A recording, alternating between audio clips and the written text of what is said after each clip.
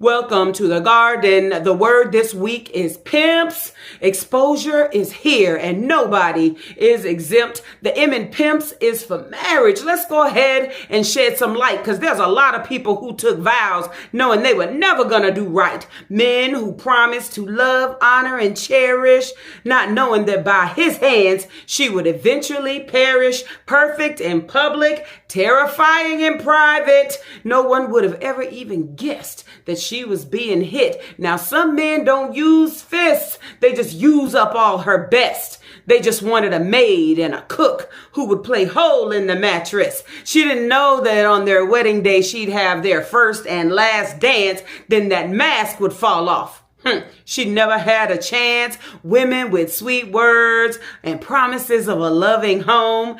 He didn't know she was the type of woman that he'd be afraid to leave alone. A dirty house with dirty kids, disrespect and takeout meals. A wife who nags and whines. Maybe even steals, vows taken quickly after that stick turned blue, only to learn later on that the father wasn't even you. Some wanted children, and for years they tried, and then they found out before y'all even met, her tubes were already tied. Don't get me started on addictions. Lord help you if they gamble or drink. They hit it well till after wedding bells. Now your sanity is on the brink.